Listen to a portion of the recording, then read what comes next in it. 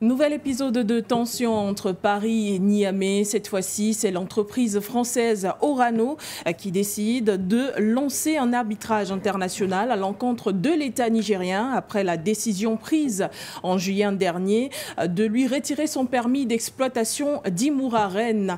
L'entreprise ne compte pas se laisser faire d'après ses propos, estimant ne pas pouvoir perdre ce gisement d'uranium sur le territoire nigérien. Jusqu'où ira la tension entre le Niger et la France? Pendant ce temps, le peuple, lui, manifeste et réclame le départ d'Orano à cause de différentes conséquences sur l'environnement et sur les populations sur le territoire nigérien. En deuxième partie, nous parlerons de ce déplacement d'Emmanuel Macron en Afrique depuis le 20 décembre jusqu'au 22. Celui-ci était dans la Corne de l'Afrique. Il démarre sa tournée à Djibouti où il rencontre le président Guelleh. Ensemble, ils ont discuté de questions de coopération. Il rencontrera aussi le Premier ministre Abiy Ahmed en Éthiopie.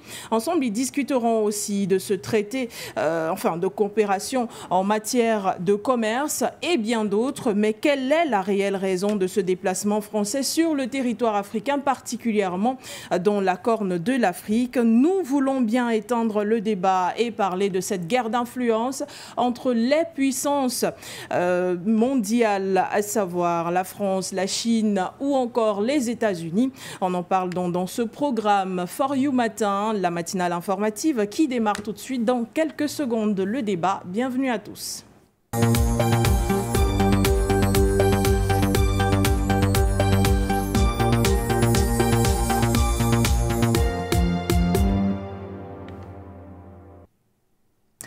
Bonjour et bienvenue à tous à ce programme informatif du matin sur For You Télévision. Vous nous regardez sur nos différentes plateformes For You Media Africa et nous recevez à travers la radio, la 96.3 FM pour ceux qui sont à Douala et ses environs. Sur le plateau, je suis accompagnée de messieurs et je démarre avec le docteur Yam Timba qui est avec moi, habitué de nos plateaux et d'ailleurs consultant permanent de ce programme. Bonjour docteur Yam, bienvenue. Bonjour Madame Bégoudé et merci pour cette invitation. Bonjour à ceux qui nous écoutent ce matin. Bonjour également à Henri Tangana qui est analyste. Il est avec nous sur ce plateau, habitué aussi de nos programmes sur nos différents médias. Bienvenue à vous. Ravi de m'avoir invité. Bonjour à M. Yam Timba. Bonjour aux autres panélistes que vous allez présenter avec beaucoup de talent que moi. Et bonjour à tous les panafricains. Je leur souhaite d'avance bon réveillon, ce sera ce soir. Et merci encore une fois de m'avoir invité sur For You Media Africa. Habib Abouakar Touré est aussi avec nous ce matin. Bonjour Monsieur Touré, bienvenue. Je rappelle que vous êtes acteur politique depuis le Niger. Bienvenue à vous. Bonjour Madame Bégoudé, bonjour aux millions de téléspectateurs et de téléauditeurs qui nous suivent sur la chaîne panafricaine et bonjour à mon grand frère copanéliste. Je salue également tous les autres copanélistes que vous allez présenter après moi. Merci pour l'invitation. Eh bien, le panel est au complet. Puisque vous avez la parole, vous la gardez. Habib Abouakar Touré, au Niger, l'entreprise française Orano décide de lancer un arbitrage international à l'encontre de l'État nigérien. Ceci après la décision du gouvernement de rompre son permis d'exploitation du côté de Imouraren. Voilà, j'y arrive. Comprenez-vous cette décision qui est aussi accompagnée de plusieurs manifestations de la population qui réclament aujourd'hui le départ de cette entreprise française de leur territoire, accusée d'ailleurs de mener de causer plusieurs conséquences sur leur territoire, à savoir sur le plan sanitaire mais aussi sur le plan environnemental. Comprendre cette décision sur sa bien fondée. Monsieur Touré, on ne vous entend pas. Vérifiez votre micro. Vous me recevez? Oui, parfaitement. Donc, je disais tantôt que comprendre cette décision sur sa forme normale est un peu un euphémisme, mais on comprend aisément les biens fondés de cette décision de Orano. Rappelez-vous que tout le mouvement souverainiste qui est court au Sahel depuis juillet 2023 est un mouvement qui vient aussi de l'exacerbation des populations par le fait que des entreprises françaises comme Orano ont passé plus de 50 ans à exploiter et même à piller les ressources minières de nos États.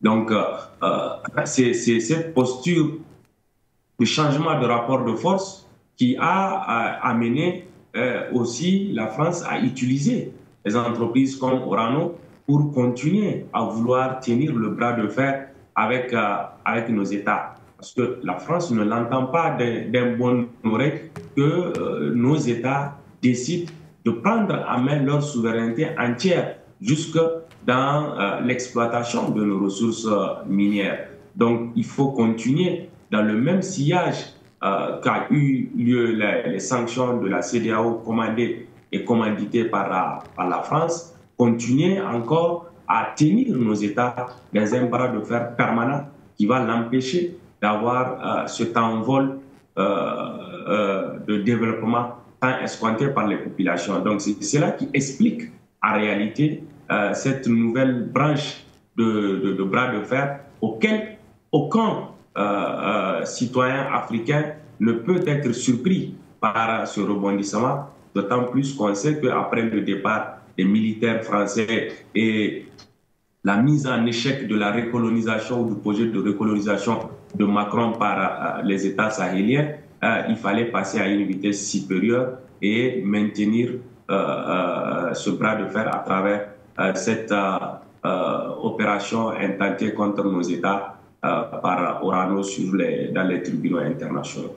Donc c'est cela en réalité le but final de la France, qui a toujours utilisé depuis 1970 que cette entreprise exploite notre uranium, les menaces, les intimidations, la corruption, pour continuer à piller cette richesse-là qu'est l'uranium.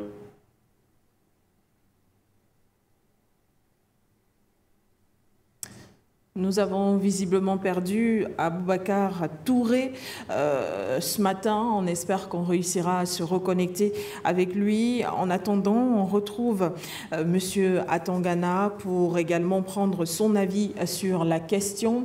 On rappelle qu'Orano appartient à l'État français pratiquement à 90%.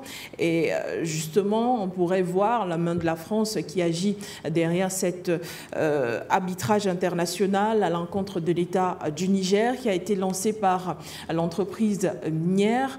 Monsieur Atangana, ceci ressemble vaguement au refus de l'ambassadeur de quitter le territoire nigérien, au refus de la France de se séparer du Niger définitivement.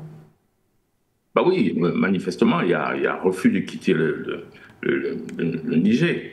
Ça ne peut pas être autre chose. C'est sur le fond.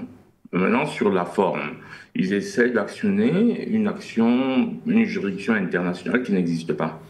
Il n'y a pas de juridiction internationale en matière commerciale. Si vous connaissez un tribunal international en matière commerciale, ça n'existe pas. En général, les tribunaux qui sont les tribunaux compétents, ce sont les tribunaux définis par le contrat. Donc, quand il y a un contrat qui lie deux pays dans un truc, on définit dans le contrat le tribunal qui sera compétent. Très bien. Donc, c'est la première chose. La deuxième chose, c'est que, comme cette juridiction internationale n'existe pas, quand vous avez un problème de l'ordre international, soit alors vous soumettez, soit le tribunal international compétent vous condamne. Mais le problème, c'est quels sont les moyens qu'un tribunal international, quelles sont ses contraintes? Comme les juristes disent souvent, quels sont les moyens de coercition que ce tribunal a? Pour rappel, quand vous êtes dans un pays, quand un tribunal vous condamne, l'État va imposer les sanctions. Mais quand vous avez le tribunal du commerce de Paris et que vous êtes nigérien et qui prend sa décision, soit vous voulez, soit, si ça vous intéresse, vous écoutez, si ça ne vous intéresse pas, vous n'écoutez pas. En réalité, ce genre de problème se règle à la violence. C'est ce que beaucoup d'Africains ne comprennent pas. C'est-à-dire que les Africains pensent qu'il y a un Dieu international qui serait Dieu de la démocratie et qui ferait que ça se passe bien. Les rapports internationaux se règlent à la violence. Et ça a fait des siècles de guerre. Je parle des siècles de guerre depuis les guerres prussiennes, enfin, on ne va pas aller 2000 ans avant Jésus-Christ. Les guerres au niveau de l'Égypte entière, comment l'Égypte entière a été détruite. Et la majorité des guerres qu'il y a eu dans le monde sont des guerres de vol. Les pays envahissent les autres pour prendre les matières et sa richesse par force, par la violence. C'est pour ça qu'on a créé la SDN après l'ONU. On a essayé de créer une institution internationale pour régler les problèmes. Vous voyez beaucoup de gens régler les problèmes par ces institutions? Non. Vous avez en revanche les pays otaniens qui ont estimé que c'est leur arme. C'est-à-dire que les institutions internationales qui étaient supposées régler les problèmes pour qu'il n'y ait pas de guerre, ils se sont accaparés de ces institutions, ils les ont caporalisées et c'est devenu leur arme. Exemple, vous connaissez le tribunal international vis-à-vis duquel la Russie est allée se plaindre du gel de ses avoirs en violation du droit de la propriété. Vous savez, c'est-à-dire que je décide de façon unilatérale de prendre ce qui t'appartient.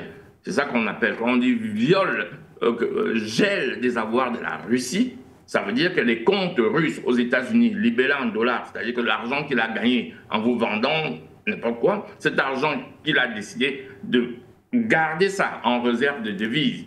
Donc forcément, c'est sur les comptes il ouvre un compte aux États-Unis, bêtement, et il met son argent là-dedans. C'est ça qu'on appelle les avoirs d'un pays en devise. Enfin, pour les pays normaux. Pour nous, en zone CFA, nos avoirs, c'est ce que nous avons déposé au Trésor français. C'est là où on dépose nos devises. Allez savoir pourquoi, je ne sais pas. Bon, il paraît que papa, la France, est plus intelligent que nous. Nous avons des docteurs en économie, des docteurs en finance, mais ils estiment quand même qu'ils sont assez docteurs pour expliquer la finance, mais pas assez docteurs pour gérer leur propre monnaie. Ça, si vous m'expliquez ça, je vous donne le prix Nobel de tout ce que vous voulez. Voilà. Très bien, c'était une petite parenthèse, une petite digression pour dire que nous n'assumons pas, je me réfère au débat que j'entends souvent, hein, des gens qui disent on ne pourra pas gérer la monnaie parce que on va dévaluer, parce que elle ne vaudra rien. Je dis c'est pas possible. Qu'est-ce qu'ils savent ces gens-là? Ils savent pas que la monnaie c'est du papier depuis 1971. C'était juste une parenthèse. Donc, je veux dire que cette démarche internationale ne sert pratiquement à rien. Ils essayent de pouvoir dire, voilà, ils s'adressent à qui? Une communauté internationale qu'ils violent eux-mêmes. Voilà, si vous savez où la Libye a porté plainte pour avoir été bombardée, détruite, vous me montrez. Si vous savez où l'Irak a porté plainte pour avoir été détruite totalement, vous me montrez. En réalité, c'est un machin qu'ils essaient de faire marcher avec les pays africains. Ah oui, nous ne sommes pas d'accord et nous allons porter plainte dans des institutions internationales. Mais enfin, même quand ils signent les traités, quand ils ratifient, personne ne les attrape. Je veux dire que même quand ils ratifient les traités internationaux, très souvent, ils ne les ratifient pas. Le tribunal criminel spécial, il y a beaucoup de pays qui les ont signés, mais qui n'ont pas ratifié. D'autres n'ont même pas signé. Alors, en quoi c'est international? On aboutit à la bêtise selon laquelle, dans certains tribunaux internationaux, on n'y trouve que les Africains. Parce que ce n'est pas fait pour juger les autres, les otaniens, on appelle les otaniens. Donc voilà, donc c'est une course en avant, ils ont perdu et ils essaient moi j'appelle ça une gesticulation. Mais attention, gesticulation, pendant ce temps, ils se préparent toujours à attaquer militairement. Et l'une des forces que le Niger a aujourd'hui, je l'avais dit depuis, d'ailleurs, ça a fait école. À l'époque, ils n'auraient pas fait tout ça. Ils auraient juste bombardé le palais du Niger. Ok. À la ligne. Et le reste aurait été de la littérature. Voilà, je sors par là. Merci bien à vous, Monsieur Atangana. Eh bien, docteur Yamtimba, Orano est poussé à la porte par l'État nigérien. L'État d'ailleurs a décidé de reprendre le contrôle opérationnel de la filiale Somaïr de l'Orano. Pendant ce temps, l'entreprise française décide de saisir, d'après les informations que nous avons pu retrouver, Clay Arbitration pour arbitrer justement sur le plan international ce qu'elle qualifie de litige. L'entreprise d'arbitrage ou encore l'organisme est basé à Paris. Docteur Yamtimba, est-on dans un feuilleton qui refait les mêmes scènes avec les mêmes acteurs, à savoir la France et l'État nigérien? Peux-tu partir? Non, je ne partirai pas. Je forcerai pour rester sur ton territoire par 1001 stratagèmes. Disons, replongeons-nous dans le contexte. Et nous qui répondons à partir du Cameroun, prenons certaines précautions parce que nous avons quand même des arbitrages internationaux qui ont donné raison à un certain nombre d'organisations dans notre pays contre des organisations françaises. Et donc, nous estimons qu'il y a un minimum de crédit à accorder à un certain nombre d'organisations qui existent au niveau international. Tout dépend du contexte, du statut et de la nature du contentieux. Évidemment, la Russie, il n'y a aucun tribunal où on se pourvoit pour réclamer des réserves qui ont été gelées, si ce n'est en recourant à la force.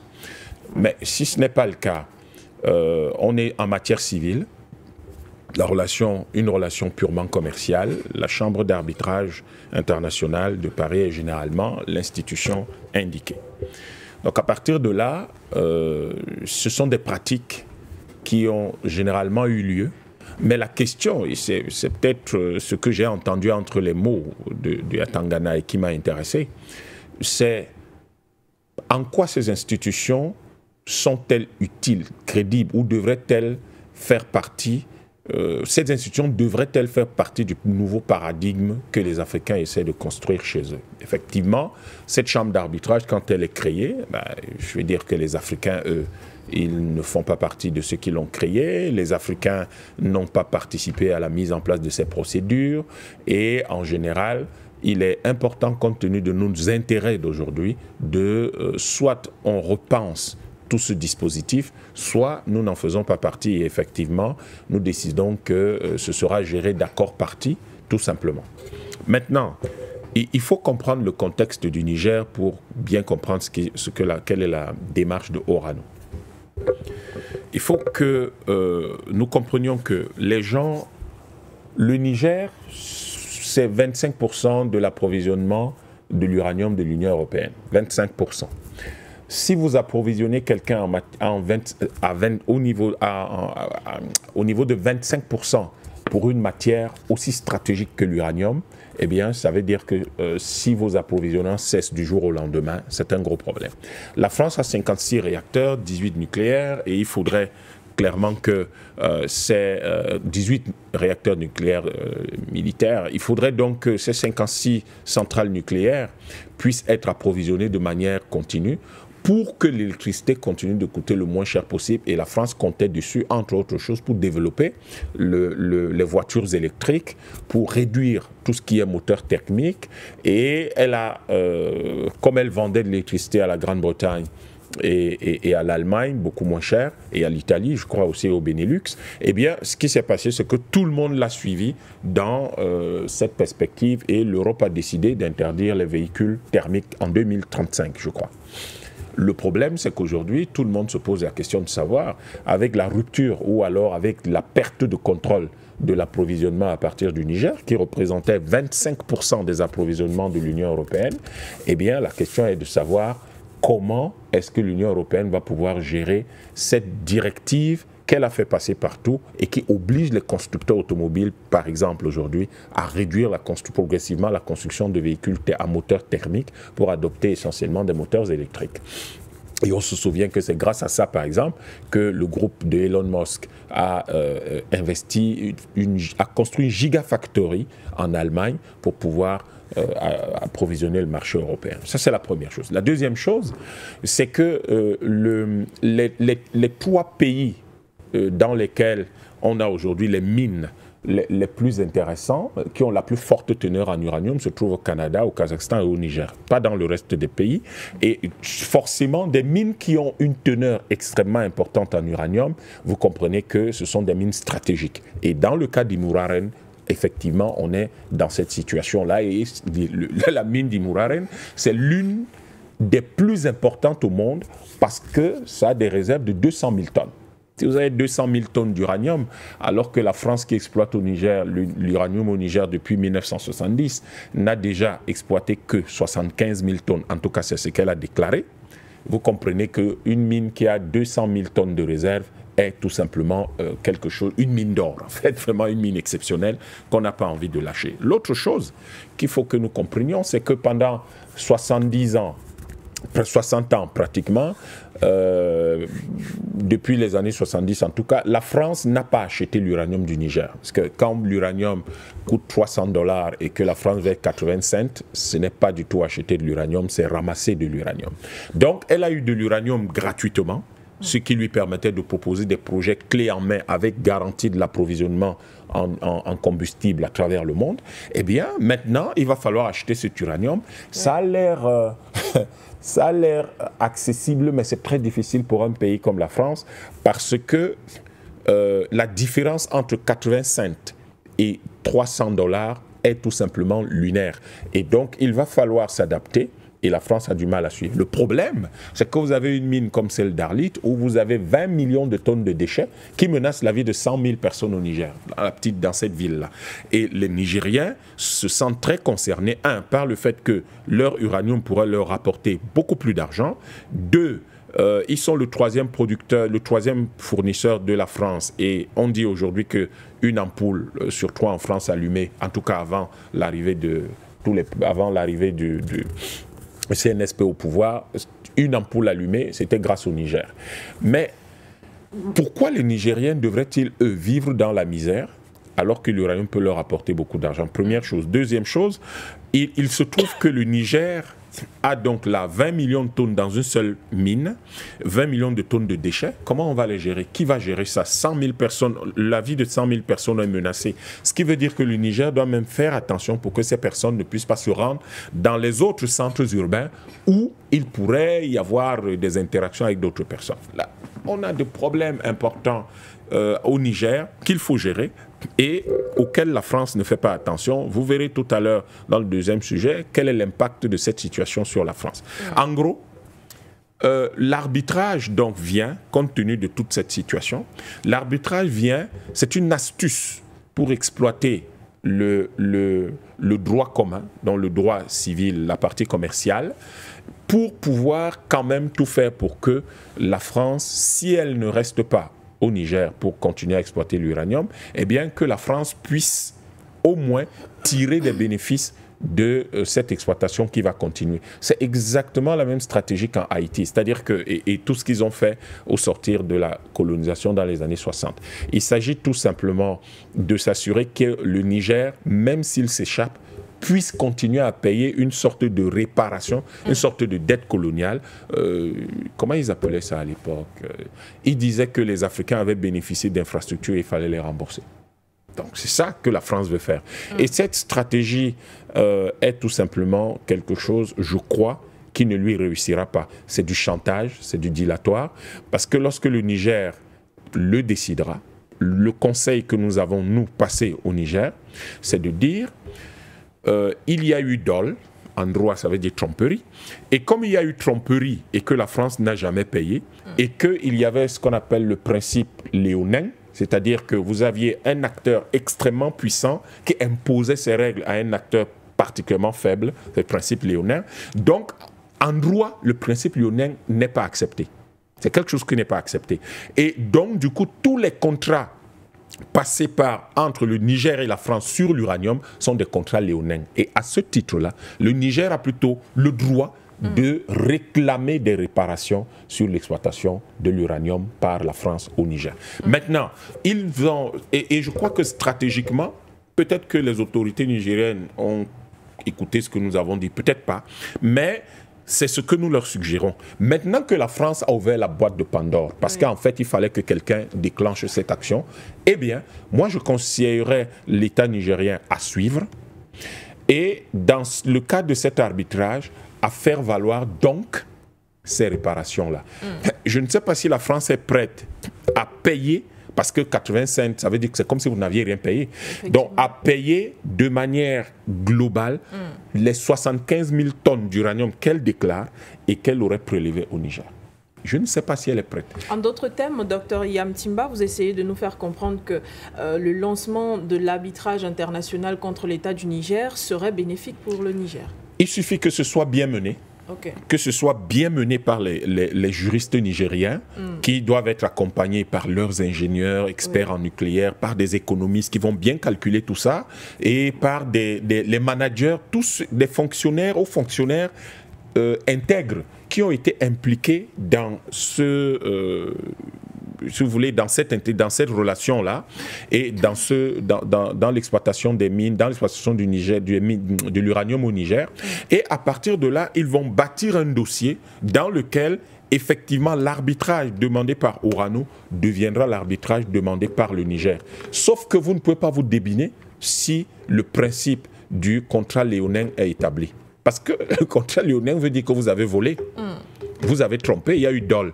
Et je crois que quelquefois, il y a un proverbe de chez nous qui dit, enfin un dicton, une boutade, qui dit que quelquefois, quand tu peux amener le chien à la rivière pour le laver, et c'est le chien qui finit par te laver.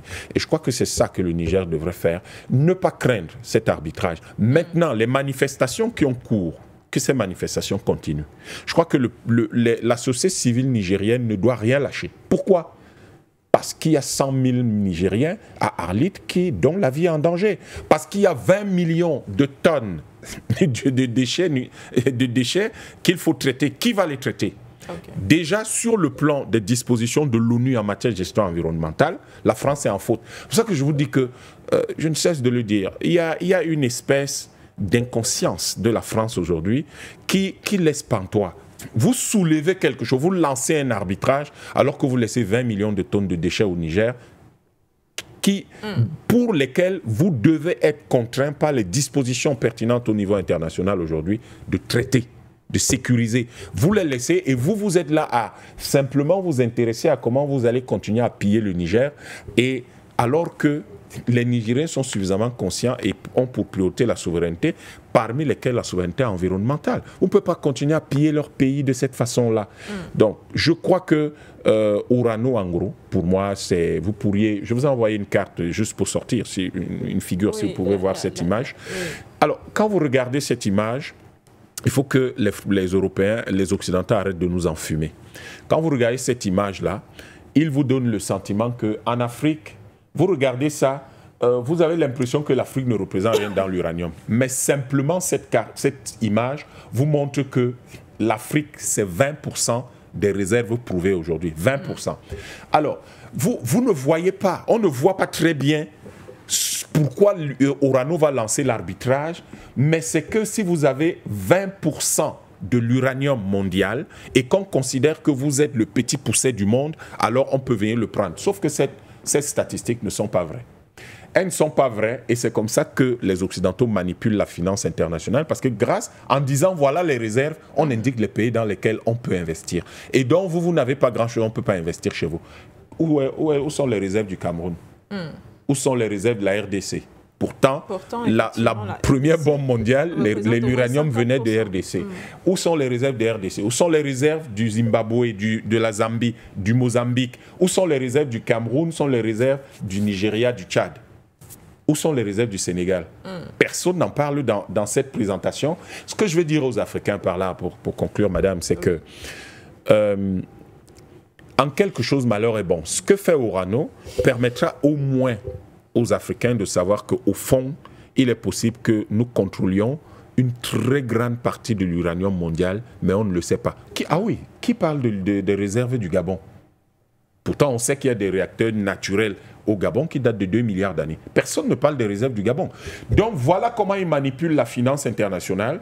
Le Cameroun n'a pas de réserves. Peut-être même que les réserves d'un pays comme la RDC sont supérieures aux réserves de l'Australie ou du Canada, ou même de la Russie et du Kazakhstan, mais ils n'en parlent pas. Et comme ça, les investissements qui pourraient être intéressés par ces pays-là n'iront pas là-bas. Donc que le Niger suivent les Français, à mon avis, montent un dossier en béton, que la société civile nigérienne continue de manifester pour soutenir l'action du gouvernement et de ceux qui iront défendre le Niger. Et nous verrons si la France ne se retrouvera pas avec une amende en centaines de milliards d'euros, elle qui est déjà lourdement endettée. Merci bien à vous, docteur Yam Timba. On nous signale que nous avons retrouvé Abibakar Touré. Merci d'être là avec nous à nouveau. Nous parlions de cet arbitrage international lancé par l'entreprise française Orano sur le territoire nigérien, mais aussi de ces manifestations qui couronnent le tout et demandent le départ de cette entreprise française et la réparation après les conséquences sur l'environnement. On en parlait d'ailleurs tout à l'heure de ces déchets qui sont maintenus au Niger à cause de cette entreprise et du traitement de l'uranium qui n'a pas été assez soigné au Niger. Abibakar Touré, vous comprenez donc la colère des populations, mais vous ne comprenez pas peut-être la décision d'Orano? Madame Begoudé, j'ai écouté religieusement Dr Yam Timba, que je partage entièrement son analyse. Et sur cet aspect de l'arbitrage intenté par Orano, le Niger est très confiant. L'avantage aujourd'hui du Niger, je veux vous dire, c'est le Premier ministre Ali Mohamed Lamine Zen, et qui est peut-être le malheur de l'histoire pour la France. C'est cette même personnalité qui était en 2005 ministre de Finances et négociateur principal pour la mine d'uranium. Et on sait tous que c'est la loi minière de 2005 qui devait permettre une reprise en main des intérêts du Niger dans l'uranium. Et en son temps, le Premier ministre Ali Mohamed Lamine Zen, sous le leadership du président Tanja, avait déjà initié un projet de reprise en main de cette richesse-là. Mais malheureusement pour eux, et malheureusement pour le Niger également, le peuple nigérien n'avait pas compris cette démarche. Et la mobilisation dont vous faites cas n'avait pas suivi, comme aujourd'hui, chose qui a amené le coup d'État de 2010, qui était principalement un coup d'État orchestré par la France pour pouvoir reprendre en main. Et on a vu juste après ce qui était devenu le projet du Mouraren, les contrats qui avaient été signés rapidement par les nouvelles autorités arrivées à la suite des élections qui ont été organisées après ce coup d'État, qui étaient complètement favorables à la France. D'ailleurs, même la route de l'uranium Agadez et Arlit-Tawa, qui devait être construite par 30 millions d'euros qui avait été négociée dans le contrat de partage de production de l'uranium, avait fini par être saisi dans les comptes, s'il vous plaît, de Areva en son temps, à la suite d'un autre arbitrage intenté par une autre entreprise internationale contre le Niger. Donc c'est pour vous dire que ce qui est en train de se passer aujourd'hui était déjà une fabrique ou une manière de procéder de la France à chaque fois qu'elle se trouve en difficulté. Mais ce qui se passe actuellement est complètement différent de 2005 ou de 2007 et 2009, pour la simple raison que les populations sont beaucoup plus mobilisées, beaucoup plus sensibilisées sur les tenants et les aboutissants de la chose. C'est pourquoi vous voyez ces multitudes de manifestations qui sont beaucoup plus des manifestations pour dire à la France notamment que le peuple nigérien se tient derrière ses autorités dans le cadre de ce bras de fer qui est d'abord un bras de fer, comme l'a dit le grand frère Atangana. C'est des types de bras de fer ne se résolvent que par la violence et que par la force. Donc il faut montrer que non seulement les autorités sont au rendez-vous, mais le peuple est aussi derrière les autorités pour continuer à les soutenir dans cette lutte. Maintenant, quant aux aspects juridiques, administratifs et tout ce qui reste, quand on a des acteurs comme le Premier ministre Ali Mohamed Lamine Zen qui sont parfaits de cette situation et qui ont encore comment je vais dire, des éléments qui prouvent que dès la signature même de ces accords, il y a eu tromperie. Je pense que le Niger peut être confiant vis-à-vis de cette procédure. Et de l'autre côté, il faut regarder de quelle procédure il s'agit. Avant qu'on arrive à la procédure, la France et les États-Unis avaient tenté de diaboliser le Niger, comme ils l'ont fait en 2005, en prétextant que le Niger aurait vendu de l'uranium à l'Irak de Saddam Hussein. En son temps, c'était ça l'argument. Aujourd'hui, on veut accuser le Niger d'avoir vendu de l'uranium à l'Iran et à d'autres puissances. Chose qui n'est pas vraie, puisque eux-mêmes reconnaissent que les 1400 ou 1500 tonnes qui ont été produites de 2023 à 2024 sont toujours stockées et qu'ils ont même demandé une autorisation de pouvoir l'exporter par la voie aérienne sur la Namibie, là où ils ont une autre mine qui exploite l'uranium. Donc, c'est par une attitude de mauvaise foi que la France a voulu paralyser en réalité cet instrument stratégique du Niger, notamment l'exploitation de l'uranium, en décrétant de façon unilatérale qu'elles arrêtaient les opérations sur le site. Mais le Niger de 1970 est différent du Niger de 2024.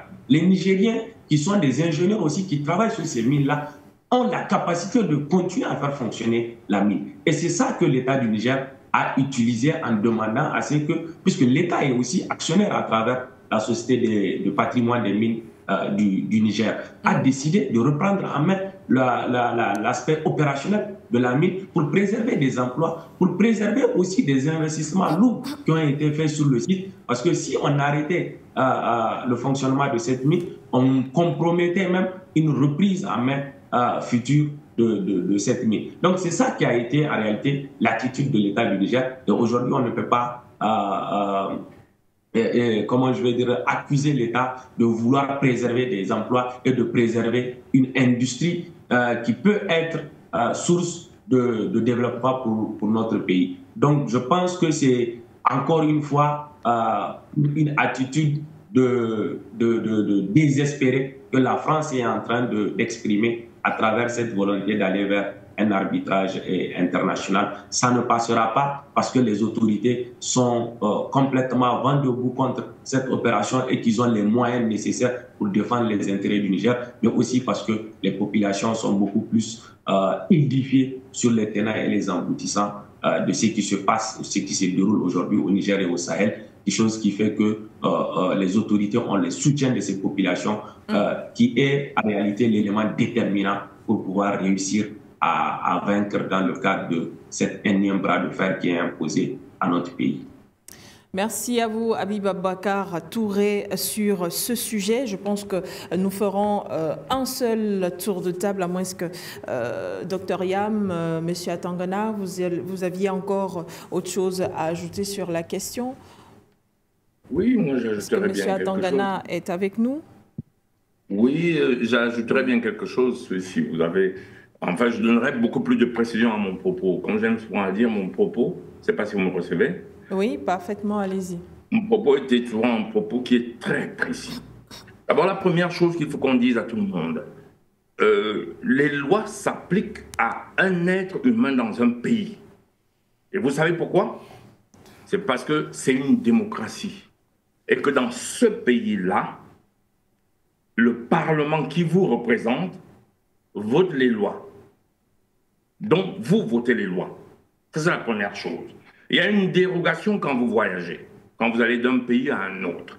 À ce moment, vous acceptez que quand vous posez un acte dans ce pays, tacitement, qu'on puisse vous juger, à part quelques... il y a des relations internationales qui font que, oui, est-ce qu'on peut juger les accords entre pays. Ça, c'est une notion d'abord de loi.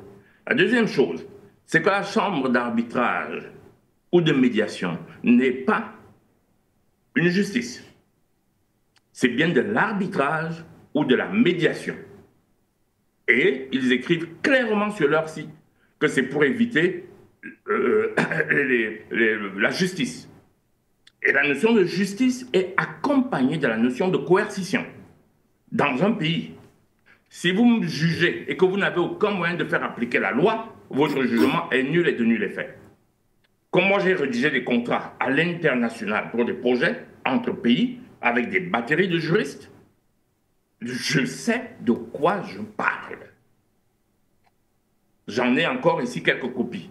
Et donc, il y avait des cabinets d'avocats, évidemment, qui m'accompagnaient pour m'aider et pour m'expliquer. Bon, vous devez savoir, quand vous rédigez un contrat, ce qui vous engage, ce qui ne vous engage pas. Et en général, on choisit une justice, comme une justice commerciale.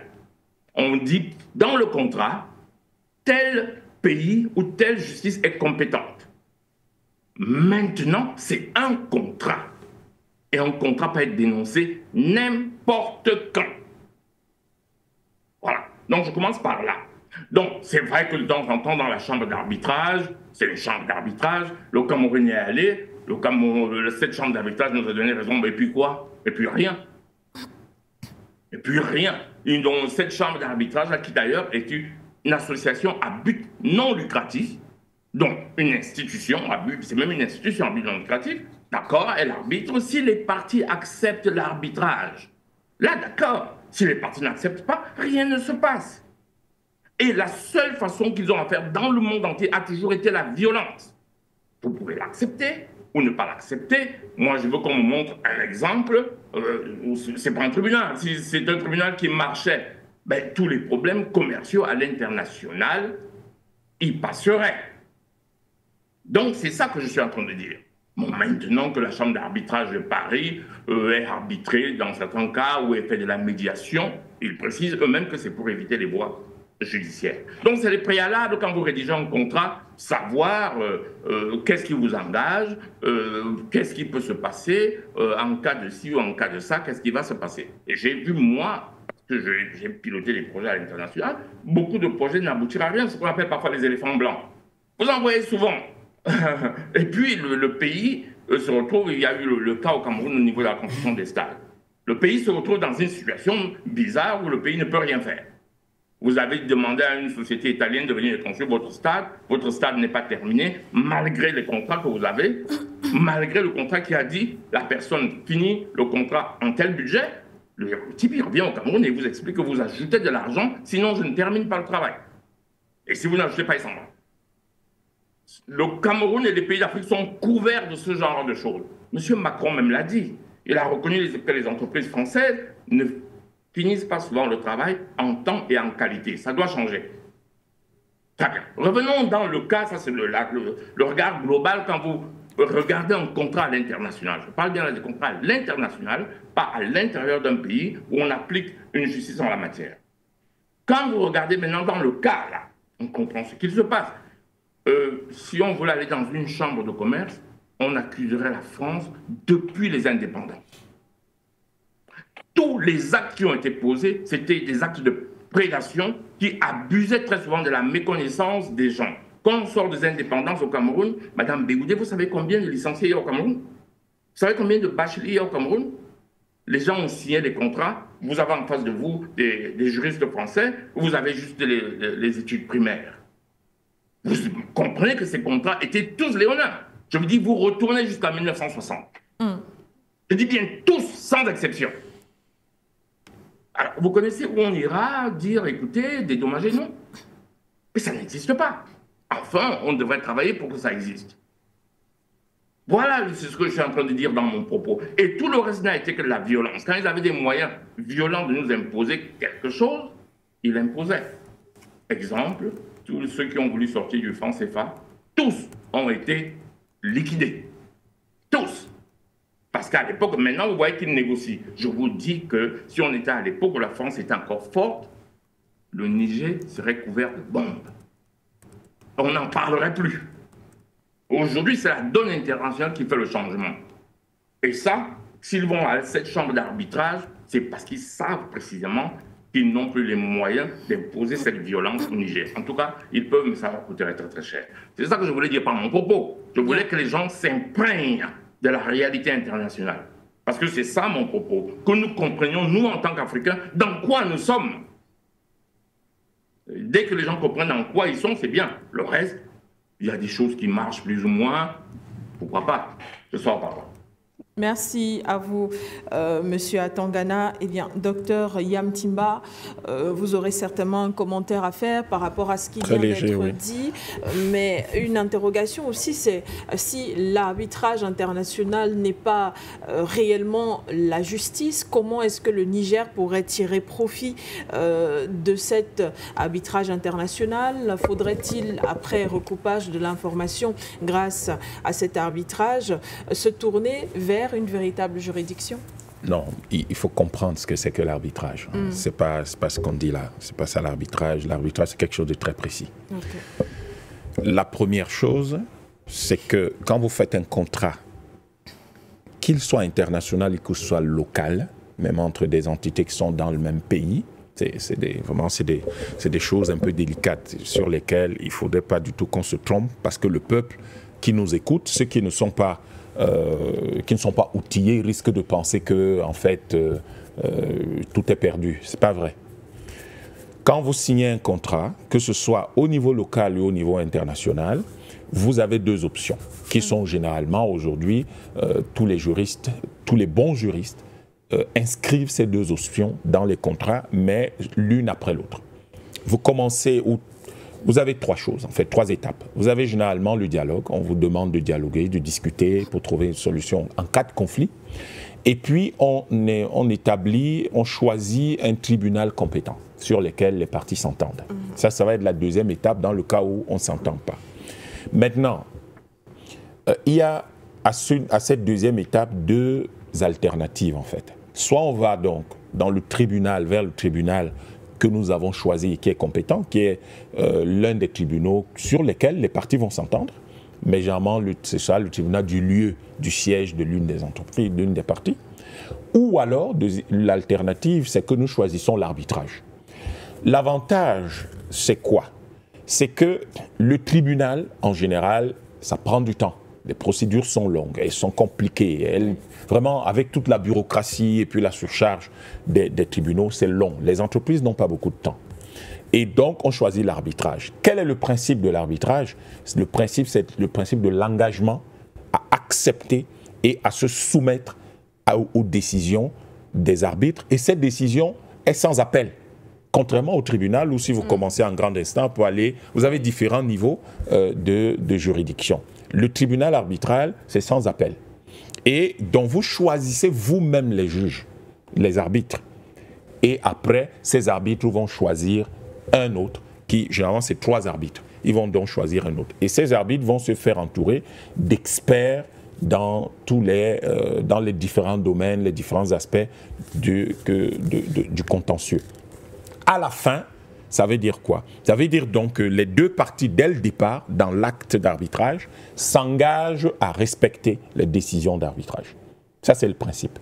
Ce qui veut dire, parce qu'il faut comprendre ce qu'on appelle la justice. La justice, il ne faut pas confondre la justice avec le judiciaire. Le judiciaire, c'est le système organisé avec les avocats, les juges, etc. La justice, c'est plutôt le fait qu'il y ait une décision qui soit prise au nom des parties engagées dans une procédure contentieuse. C'est ça qu'on appelle la justice. Ça peut donc prendre la forme de l'arbitrage, comme ça peut suivre le système judiciaire. Okay. Donc, il ne faut pas croire que l'arbitrage, c'est en dehors de la justice. Non, pas du tout. Ça veut dire qu'on ne comprend pas très bien ce qu'on appelle l'arbitrage. L'autre chose, c'est que c'est la France, dans le cas précis, nous rentrons dans notre sujet, c'est la France qui se prévaut, en tout cas c'est Orano, qui dit qu'elle va se lancer, qu'elle va solliciter un arbitrage international. De mon point de vue, l'arbitrage international n'a aucun problème. Ça peut se faire via la chambre d'arbitrage, ça peut se faire sous d'autres formes. Et il faut savoir que tous les systèmes de droit des affaires dans le monde ont prévu l'arbitrage. Donc c'est quelque chose qui est connu. S'il décide d'y aller, ce qui nous importe, nous, quand on regarde ce dossier, c'est l'avantage de l'arbitrage, c'est que vous n'êtes pas strictement limité à ce que vous dites. Vous ne pouvez pas limiter l'arbitrage à ce que vous, la partie demanderesse, vous posez sur la table. L'arbitrage a l'avantage que les arbitres peuvent demander aux experts de leur apporter tous les éléments qui peuvent concourir, qui peuvent alimenter leur compréhension du problème. Bien, si vous venez, vous dites que encore que vous dites que oui, le Niger vous a dépouillé de vos droits au niveau de la mine d'Imouraren, etc. On va vous demander, oui, mais qu'est-ce qui amène l'État du Niger à le faire? La question, ce sera pourquoi l'État du Niger le fait? Oui.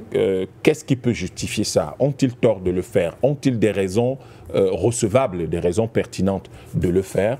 Êtes-vous un acteur respectable, un acteur qui ne se reproche de rien?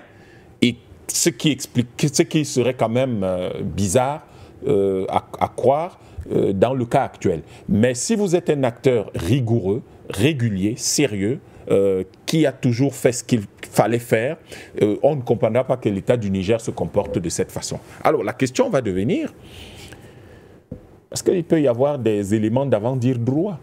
Si on constate que vous n'avez jamais été régulier, qu'il y a des choses que vous n'avez pas réglées, on peut dire avant dire droit, bon, réglez ça d'abord. Parce que ces préalables nous permettent d'avoir des parties qui sont en règle et qui peuvent donc à ce moment-là discuter correctement. Donc, je pense que dans tous les cas, la question de la force, il ne faut pas du tout non plus qu'on ne comprenne pas très bien ce que c'est. La force, ce n'est pas la force militaire. Ce n'est pas ça. Ou pas seulement. Il y a beaucoup d'éléments qui constituent la force. Vous pouvez, dans le cas du Niger, le cas d'espèce aujourd'hui, mais le Niger peut polluer terriblement la vie de la France. Il suffit que le Niger sorte tous les secrets de la façon dont la France a géré les mines. Et là, je suis content du rappel que nous a fait notre ami Habib en disant que le Premier ministre actuel a été dans la boucle et de nous rappeler les circonstances, par exemple la mort d'Ibrahim Baré Maïnassara. Tous ces éléments ne vont pas forcément jouer en faveur de la crédibilité d'Orano dans le monde, en Mongolie, au Kazakhstan, au Canada et un peu partout.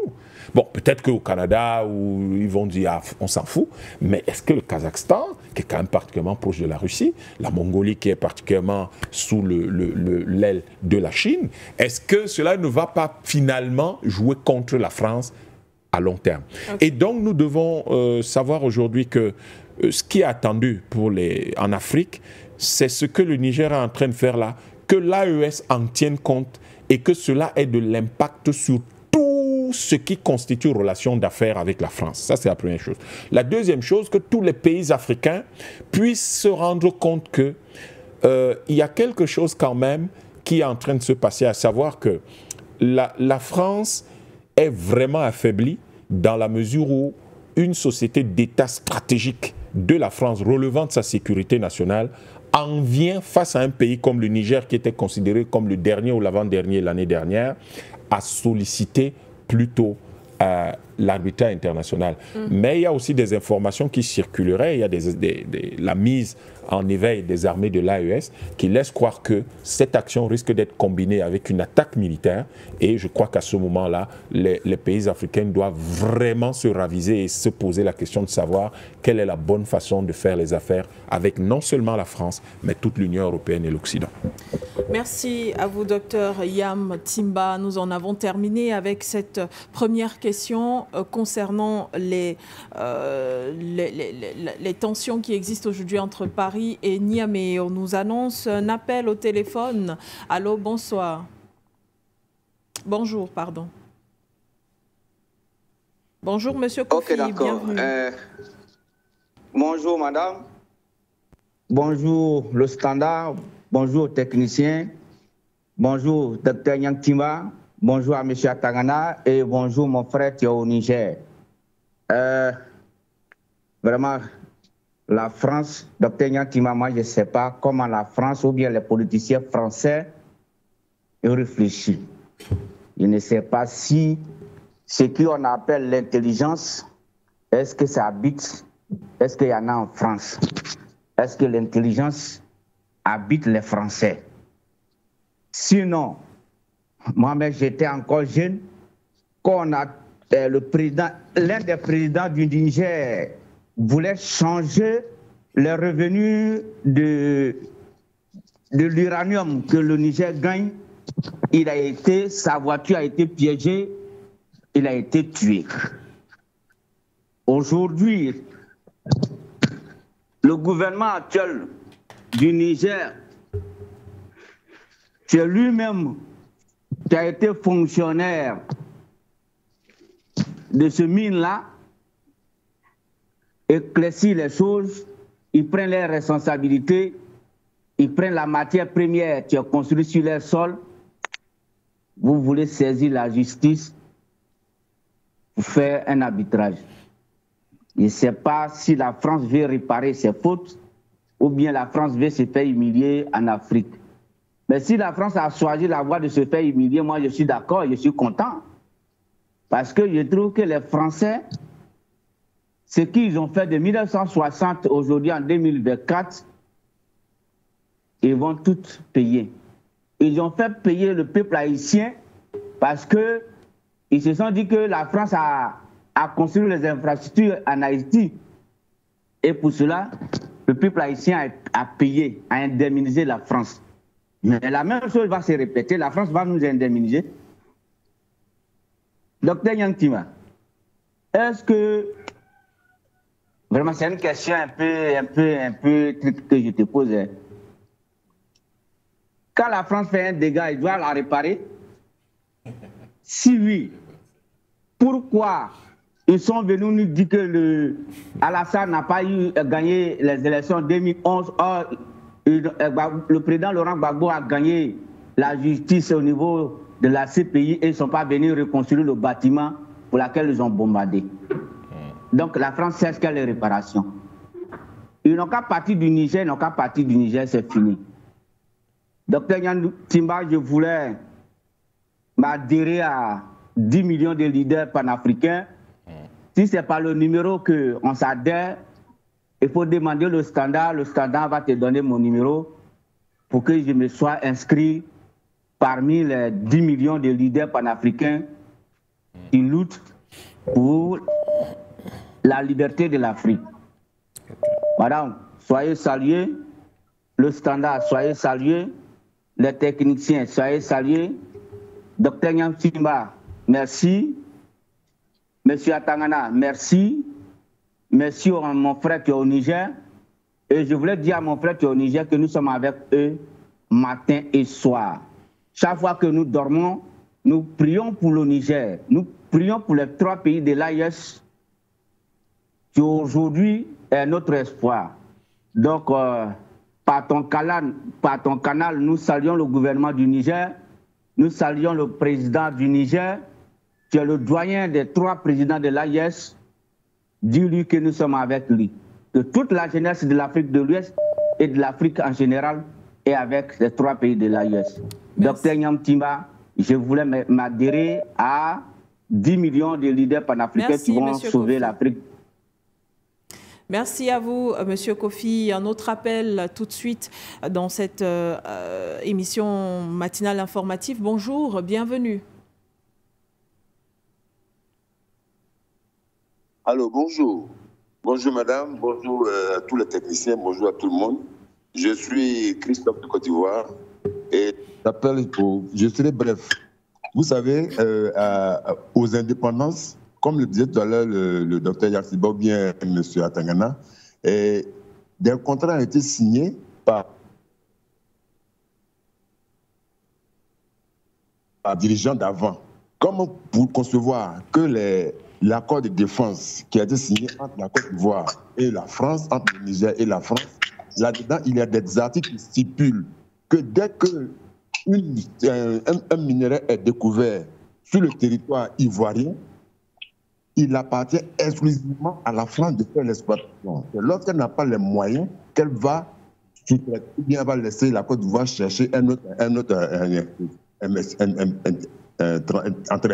traitement, une société pour venir traiter. Mais ils ont toujours eu l'exclusivité. Et c'est ça qui réside dans l'esprit, je le dis, dans la mentalité des dirigeants français. Ils pensent que c'est leur exclusivité, c'est leur territoire, ça leur appartient. C'est pas ce que je veux proposer.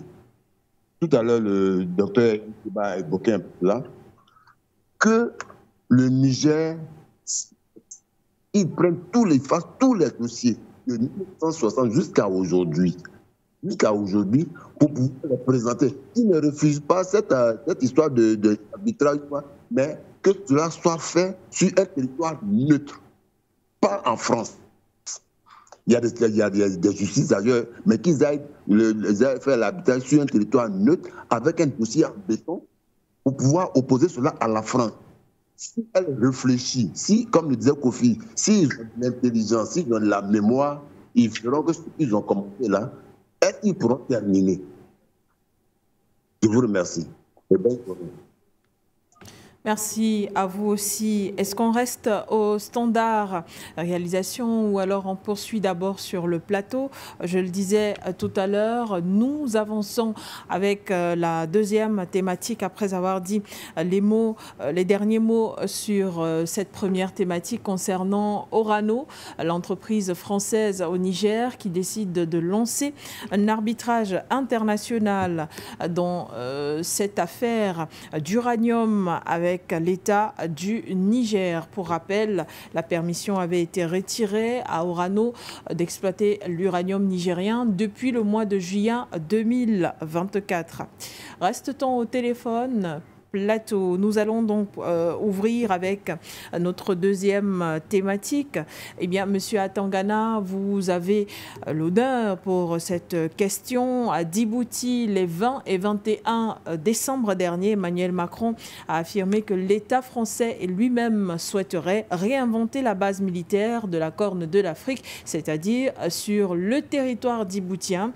Le traité de coopération en matière de défense a été renouvelé en juillet dernier, alors qu'il avait été signé en 2019. Aujourd'hui, Emmanuel Macron estime qu'il faut réinventer cette base militaire. Autant de propos, alors que dans plusieurs pays comme le Sénégal, le Gabon, la Côte d'Ivoire ou encore le Tchad, par le passé, avant la demande de retrait des forces françaises de leur territoire, la France parlait beaucoup plus de remodelage du dispositif militaire sur le territoire africain.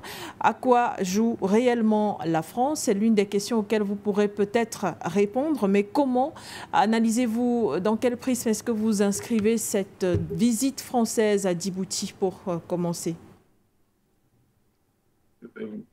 Quand vous écoutez la France, d'ailleurs, les Africains ont hérité beaucoup de la France en la matière.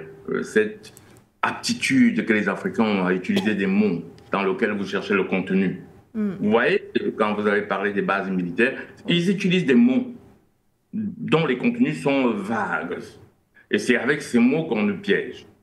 Alors on commence à blablater, on fait de la philosophie, on laisse l'aspect concret de la chose. Et c'est justement ce que la France fait. Bon, à Djibouti, ils ont des bases militaires, ils ont un problème maintenant. C'est que il y a deux types de bases militaires. Il y a des bases militaires où ce sont les pays qui hébergent les bases militaires qui payent. À ce moment, ils leur expliquent que c'est pour leur protection. Il y a les pays que la France dédommage. Donc à Djibouti, quel était le vrai rôle de cette base française? Vous voyez très bien que ce n'est pas très loin de la mer Rouge. Et vous savez que par cette mer Rouge, on atteint le canal de Suez. C'est donc un endroit sensible pour le transport international. Très bien. C'était l'un de ces autres, c'était projeter l'armée française, qui est un démembrement de l'OTAN. Il ne faut jamais oublier ça. Il ne faut jamais oublier ça. Quand vous dites qu'il y a une base militaire française quelque part, c'est un peu comme si vous avez... C'est les États-Unis qui ont leurs petits frères quelque part, même s'ils ont parfois des intérêts divergents. Parce que les États-Unis, c'est un pays comme ça. Ils mettent leurs intérêts devant. D'abord, j'ai failli dire les annexes, en fait, ils s'entourent d'autres pays, mais c'est leurs intérêts qui sont devant. Ils disent souvent, le dollar, c'est notre monnaie, et les problèmes du dollar, c'est vos affaires. C'est comme ça qu'un Américain réfléchit. Donc, très bien. Donc, cet endroit-là était très important pour le commerce mondial. Je ne vais pas revenir sur toute l'histoire de cet endroit-là. La France a des problèmes budgétaires aujourd'hui. Et en un an, je ne sais pas combien de premiers ministres sont passés. Et il faut dire qu'ils sont passés pour des problèmes budgétaires parce que la France n'arrive pas à boucler le budget. Et dans le budget, beaucoup de gens perdent de vue qu'il y a aussi les dépenses militaires. La France a un gros taux d'endettement rapporté au PIB. Je ne vais pas discuter dessus parce que j'ai aussi vu sur une chaîne de télévision où quelqu'un expliquait que malgré les 110% d'endettement, c'était mieux que les 40% du Cameroun. C'était une chaîne, pas la vôtre. Voilà. Donc on entend souvent les raisonnements de certains docteurs. On se dit oui, là il y a un souci quoi. On rapporte un endettement au PIB. On peut commencer à débattre ce que c'est que le PIB parce qu'il a des définitions différentes. Il y a des sensibilités différentes. Certains, ils mettent ce qui est prélevé, ils incluent la fonction publique. D'autres pensent que c'est un chiffre qui est à... quelqu'un qui a lu beaucoup dessus, c'est qu'il y a des interprétations différentes. Son but est d'avoir une image de la croissance du pays. Mais comment on mesure en pratique, ça c'est autre chose. C'était une parenthèse.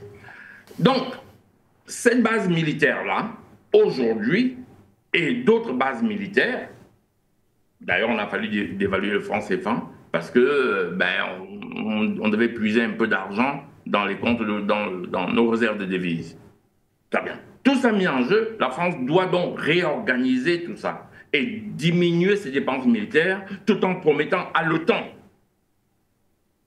d'augmenter son PIB en matière militaire. Référence à ce qu'il se passe en Ukraine. Donc, la présence de cette base-là, c'est une base plutôt stratégique. C'est pour ça que Macron y va. Il va aussi constater ce qu'il s'y passe. Il va aussi constater comment il peut... Il va discuter en réalité des militaires qui sont sur place. La réalité, ça, c'est ce qu'on ne va pas vous dire. De la réalité budgétaire de cette base. C'est de ça qu'il va discuter essentiellement. Mais après, il y a le narratif, il y a les communiqués. Voilà, et c'est pour moi l'essentiel de cette base militaire qui doit aussi rester parce que vous savez qu'ils essayent aussi de pouvoir créer des lignes de communication qui vont de Luanda, République démocratique du Congo, Ouganda, et essayer de prendre les matières premières qu'il y a là. Et chaque fois que vous avez des Otaniens qui essayent, qui veulent exploiter un endroit, ils mettent des moyens de contrôle de cet endroit. C'est la raison pour laquelle le monde est entouré de bases militaires étrangères.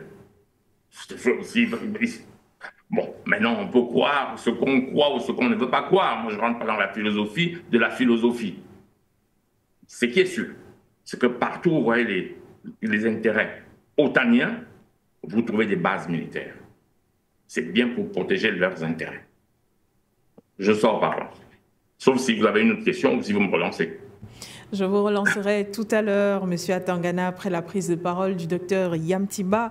Docteur Yam Adibouti, je le disais, le président Emmanuel Macron s'est appesanti sur les bases militaires, enfin là, oui, les bases militaires, puisqu'il y en a navales et autres, mais celui-ci parlait également de réinventer ces bases. À Addis Abeba, l'État français veut revoir les partenariats avec les pays africains. Selon ses propos, loin du passif colonial.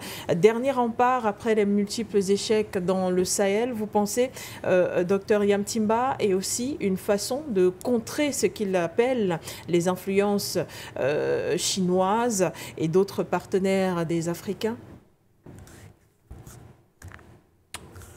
Je pense qu'il y a le jeu et les enjeux. Okay. C'est pas tout à fait la même chose. Et il faut distinguer les deux. Le jeu, c'est quand on s'en va parler de la base de Djibouti, etc. Et puis on va en Éthiopie dire qu'on veut un nouveau partenariat, des choses de ce genre. Mais les enjeux, c'est pas ça. C'est très loin d'être ça.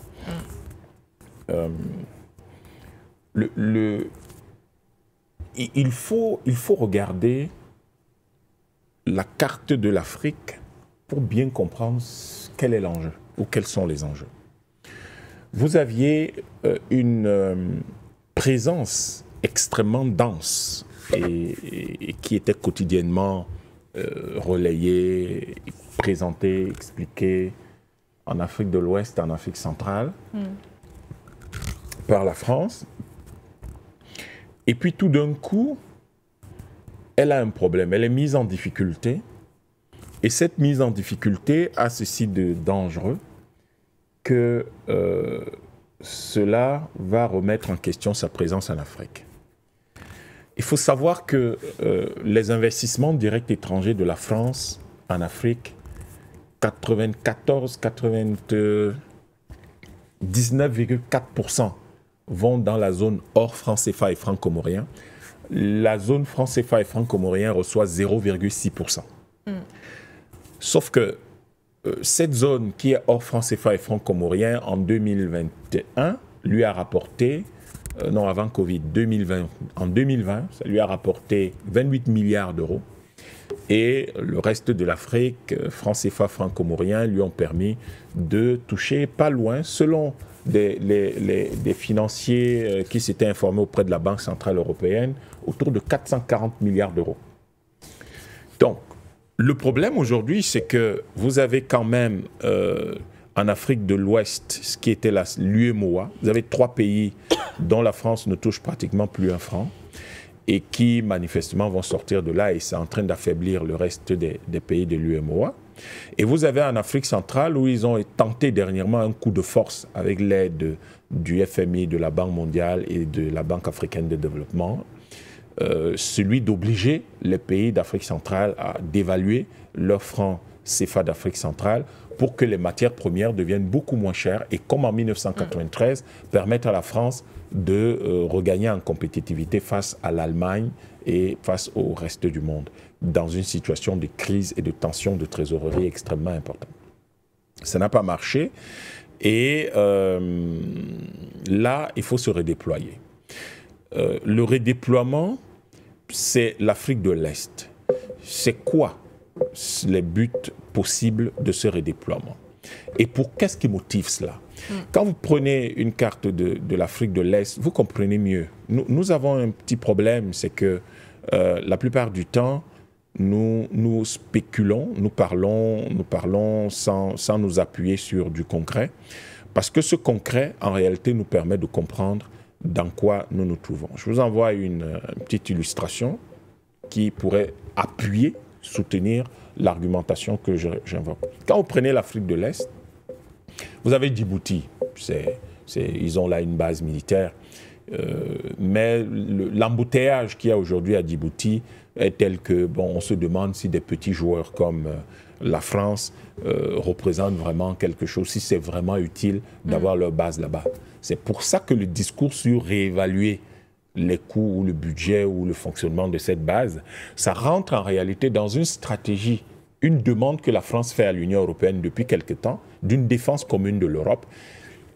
Ceux qui sont, dans tous les cas, dans cette perspective européenne, ils demandent que l'Europe puisse mutualiser un certain nombre de choses. Et la question aujourd'hui, il y a, je crois, une base italienne également là-bas, mais qu'ils puissent avoir une base commune. C'est pour ça qu'était né ce qu'ils appelaient Takuba, pour voir comment l'Europe peut mutualiser. Et donc la question autour de cette base militaire à Djibouti, ça peut aller plutôt dans ce sens-là. C'est-à-dire comment la France va réduire les coûts de sa présence militaire en Afrique.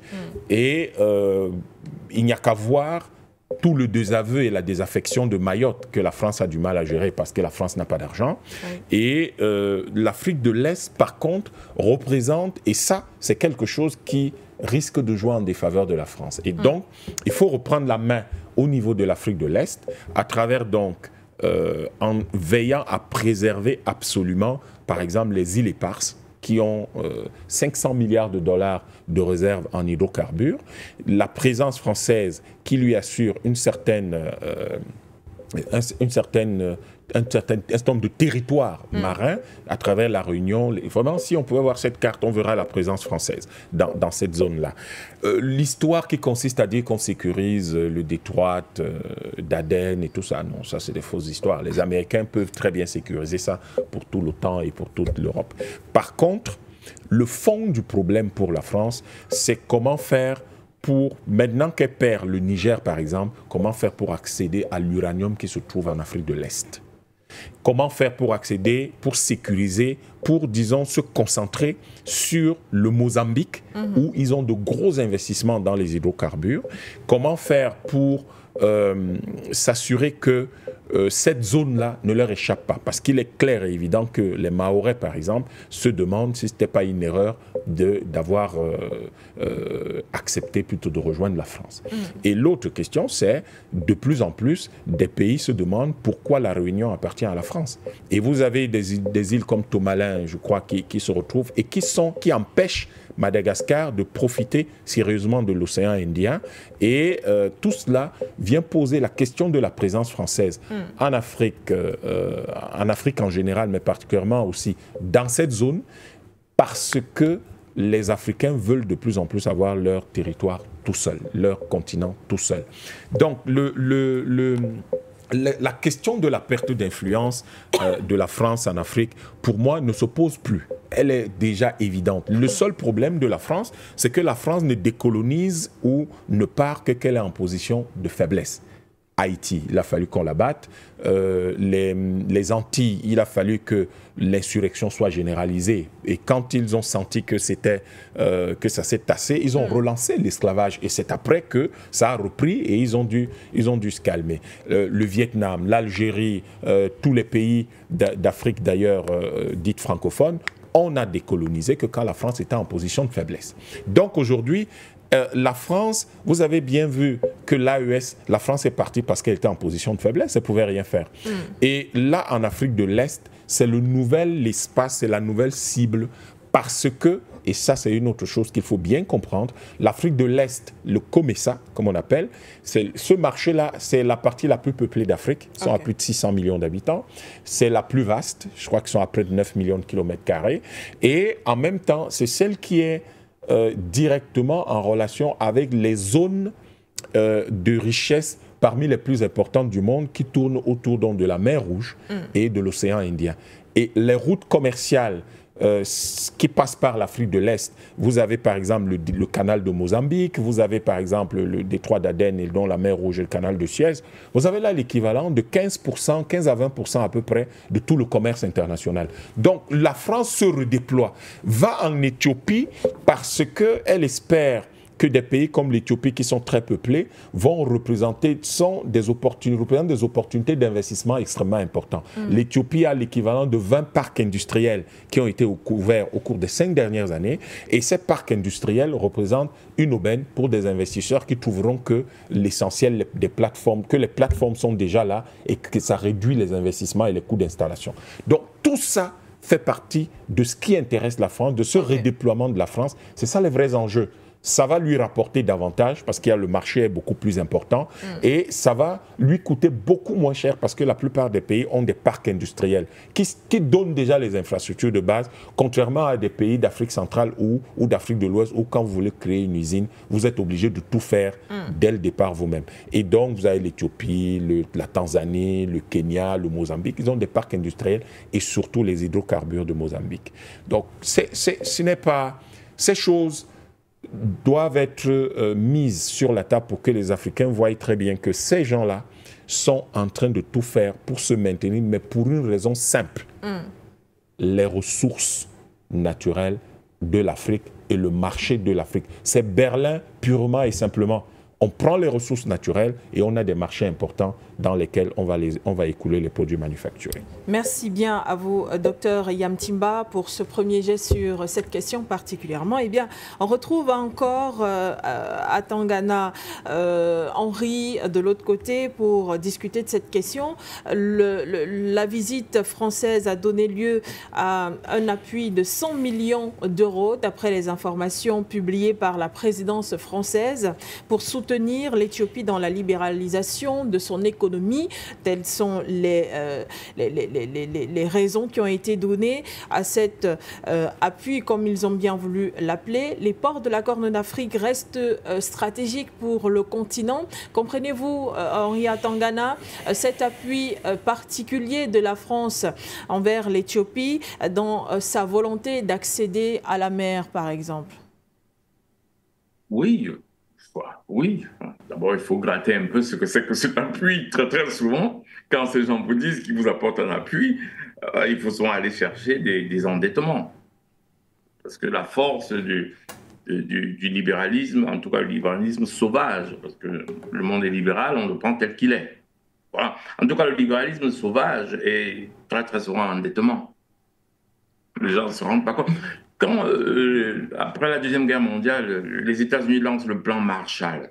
Le plan Marshall, il avait pour but quoi? C'est d'endetter les Européens et soumettre les Européens aux États-Unis.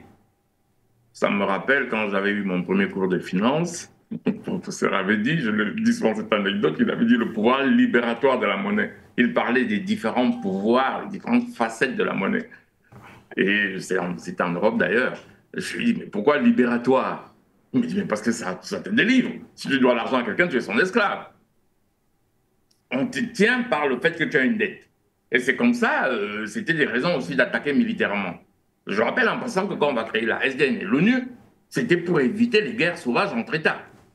Je rappelle en passant que ce qu'on a même appelé la conférence de Berlin, c'est parce que ces pays se battaient, se faisaient des guerres entre eux pour ce qu'ils appelaient à l'époque les colonies. Talou nous dit souvent de ne pas appeler ça les colonies, mais appeler ça les territoires occupés pour des raisons de symbolique. Il y avait des guerres. Quand Hitler prend le pouvoir, c'est pour récupérer ces colonies de l'Afrique.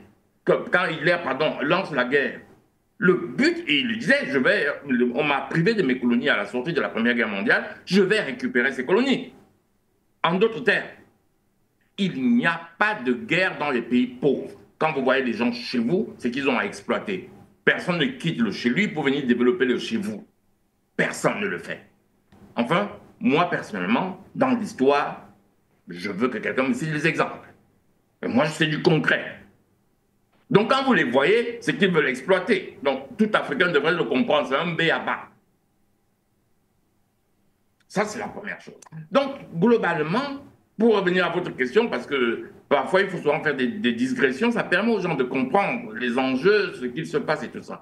Quand vous dites qu'ils ont prêté, ils ont fait un appui. Ouais, ça, c'est comme ça qu'ils présentent ça. Mais c'est clair que quand ils prêtent cet argent, il y a un contrat qu'on ne vous fait pas lire, que vous ne connaissez pas. C'est-à-dire que c'est dans quelles circonstances contractuelles ou alors conventionnelles. Ça dépend des mots que vous aimez. Moi, je ne sais pas. Si contrat, c'est une convention. Du moment où il y a une convention, ça veut dire deux personnes conviennent. Ou deux parties conviennent.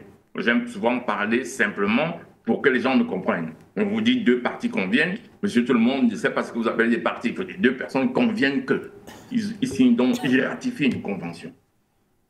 Et malheureusement, quand les deux personnes conviennent quelque chose, ben, on peut dénoncer, il n'y a aucune loi qui vous oblige à rester dans une convention. Très bien. Donc, à partir du moment où vous apportez cet appui budgétaire, ça veut dire, il faut d'abord savoir si c'est si l'Éthiopie a lancé un emprunt, et là, c'est libellé en euros, heureusement, parce qu'ils n'utilisent pas le franc CFA. Et donc, ça veut dire, et quelles sont les contraintes qu'il y a derrière cet emprunt? Je dis bien qu'il y a toujours des contraintes. Moi, je parle souvent des choses que je sais. Quand vous entendez ça, derrière ça, vous allez entendre que des sociétés européennes ou blablabla ont signé des contrats avec le pays. Mais ça, on ne vous en parle pas. Et c'est des contrats exclusifs. Je vais vous donner un exemple. Quand vous entendez appui à l'Éthiopie, ils n'ont pas le droit d'aller chercher une société, par exemple, chinoise. Donc, ils se créent un marché. C'est ce qu'il y a de réel dans ces contrats à l'international. Quand la Belgique, je vais prendre un cas spécifique que je connais pour l'avoir traité.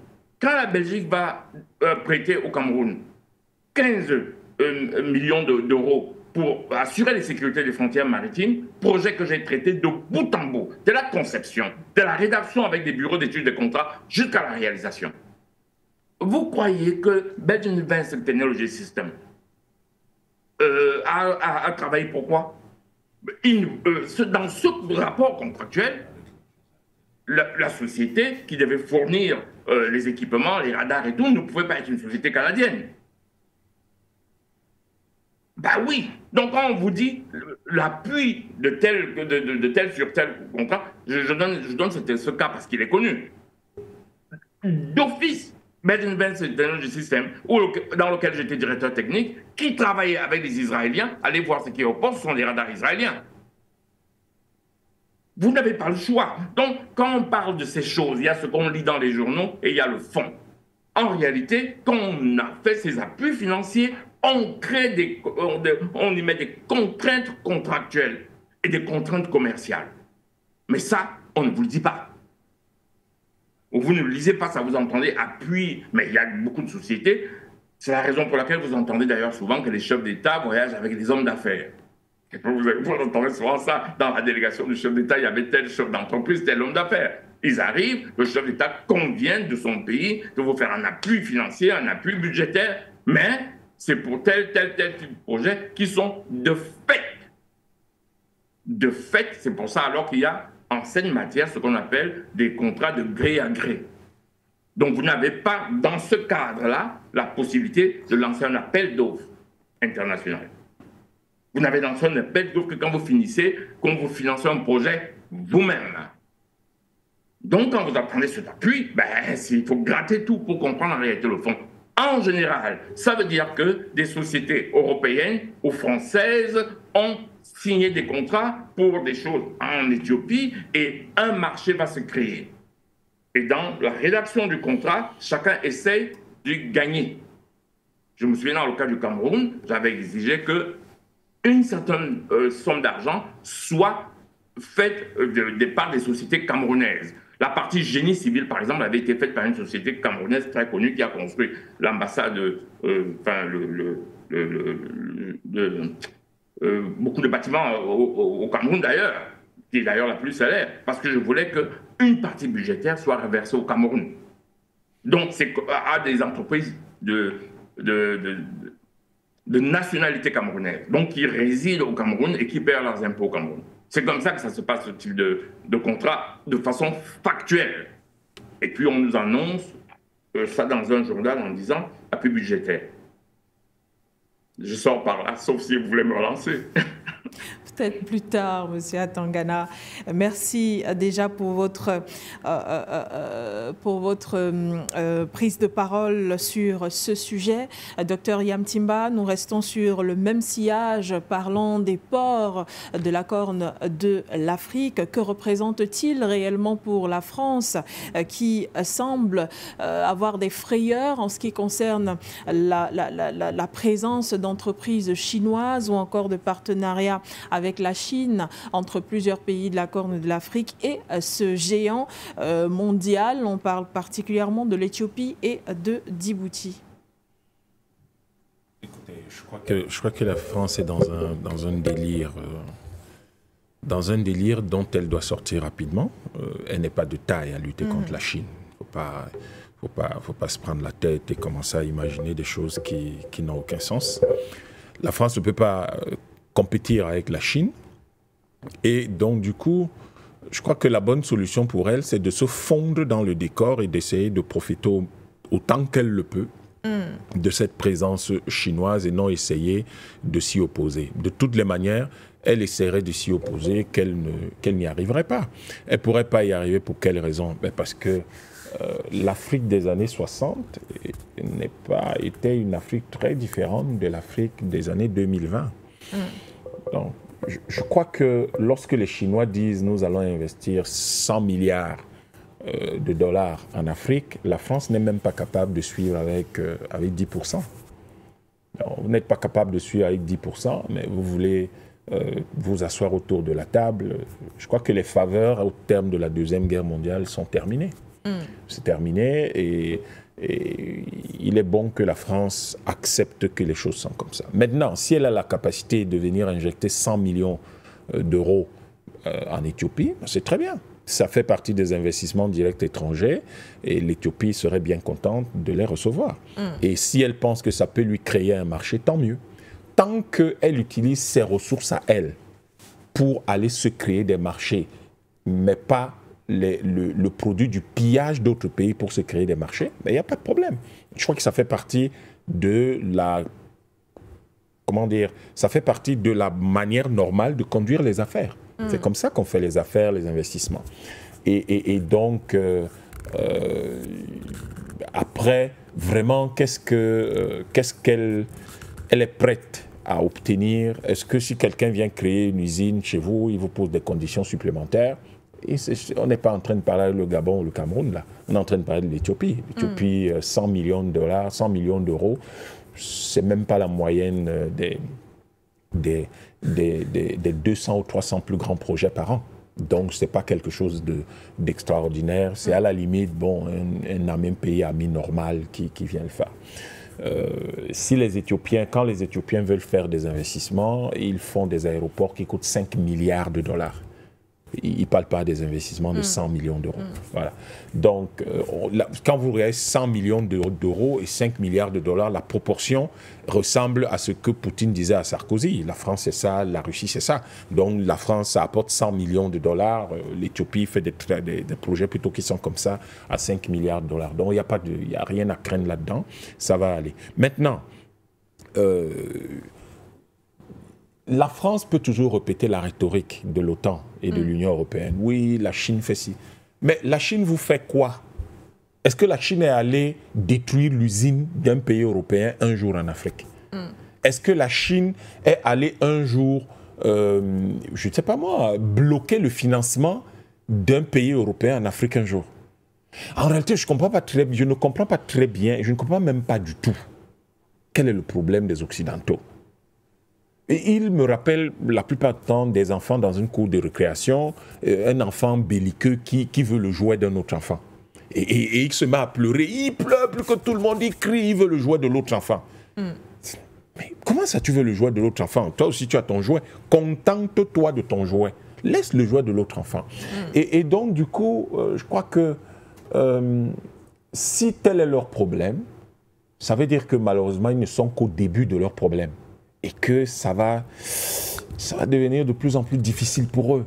Parce que les Africains, aujourd'hui, les éléments de gestion stratégique qu'ils mettent sur la table et sur lesquels ils travaillent, c'est comment s'assurer de renforcer leur coopération industrielle et commerciale avec la Chine, industrielle, universitaire et commerciale avec la Chine, avec l'Inde, avec la Russie, avec les BRICS. Et ça, j'ai l'impression que ça fait pleurer dans les palais présidentiels et les bureaux ministériels en Europe. On y peut, en Occident, de manière générale.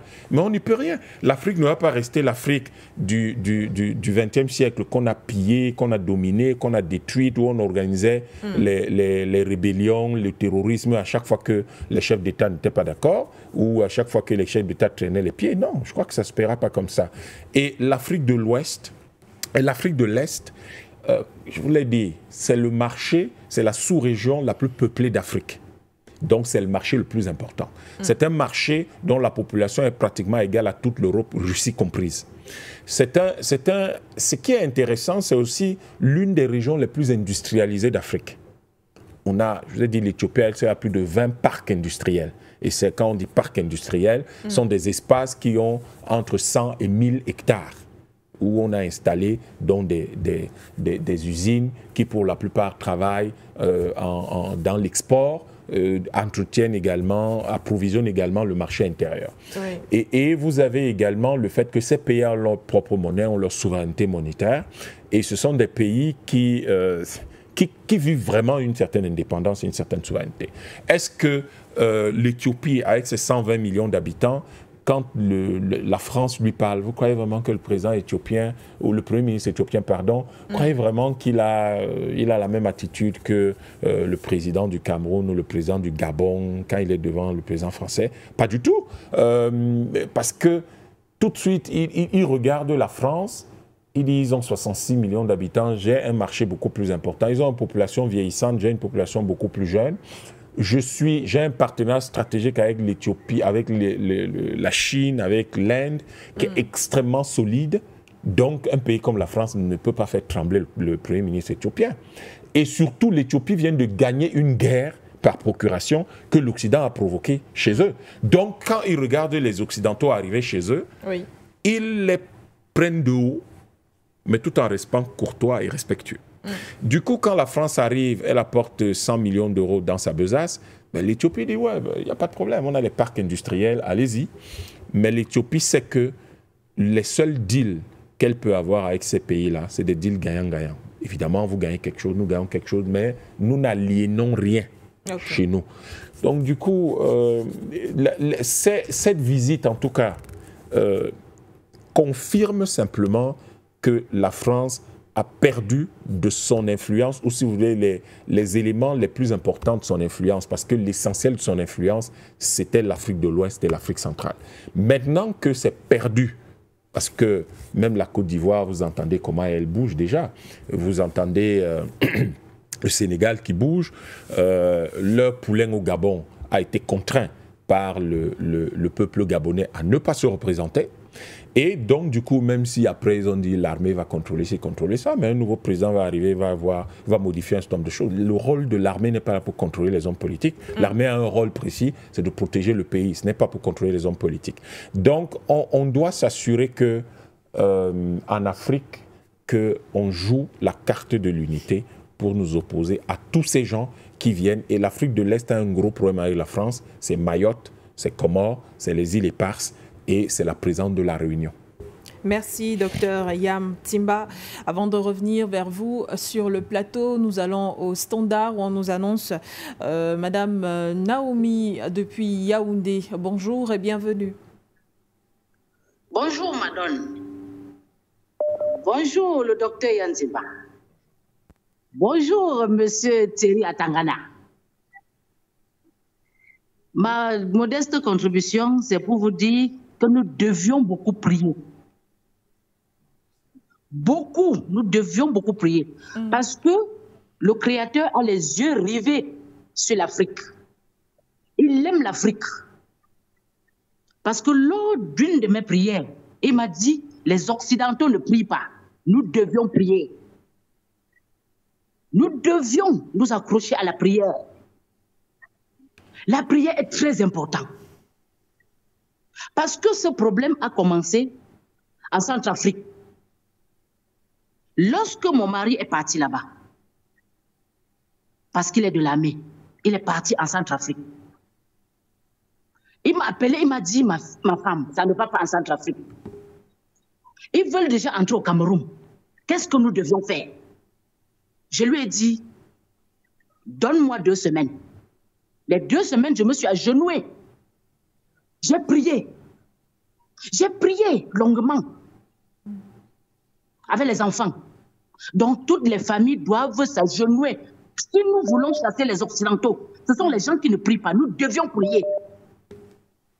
Nous devions travailler dans la prière. Parce que Dieu voit tout ce que nous vivons. Il attend que nous l'appelons au secours. Il voit. Nous sommes tous ses enfants. Il voit. Nous devions prier. Travailler dans la prière. S'agenouiller et prier. Lorsque j'ai persévéré dans la prière, ils sont partis. C'est pour cela que le calme est revenu. Parce que j'ai dit, mon mari est quitté le même jour. On l'a envoyé, on l'a renvoyé. J'ai dit, les enfants qui sont restés là-bas, ce sont tes enfants, créateurs divins. Ce sont tes enfants, ne les laisse pas. Ce sont les familles qui pleurent. Ce sont les mamans qui pleurent. Arrête-moi cette guerre. C'est pour cela qu'on a humilié. Et lorsque on parle des Occidentaux, je les regarde en face, tous ces dirigeants-là. Okay. Personne ne nous regarde dans les yeux. Ils ont honte. Il nous faut du courage pour les chasser. Merci. Et le courage, c'est la prière. Parce que Dieu m'a dit que ces gens-là ne prient pas. Si nous prions, ils vont tomber. C'était ma modeste contribution. Merci. Je vous suis tous les jours.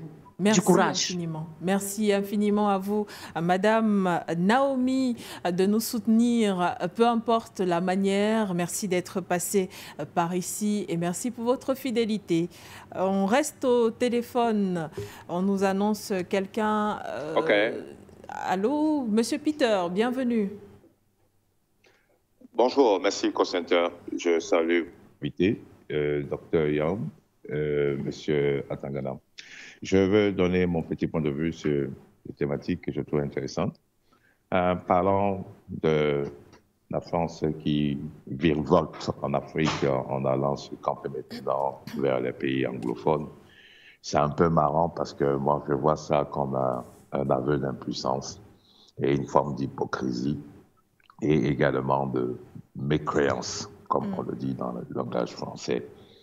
Aujourd'hui, la France est, avec toutes les difficultés qu'elle rencontre pour nommer un Prime Minister et surtout pour trouver une solution pour le budget de 2025, est en train de faire une recherche de levée de fonds de 300 milliards d'euros. Vous voyez, donc un pays qui se cherche et en même temps qui veut donner des leçons de démocratie ou des leçons de politique ou de géopolitique à d'autres pays, ça fait un peu sourire.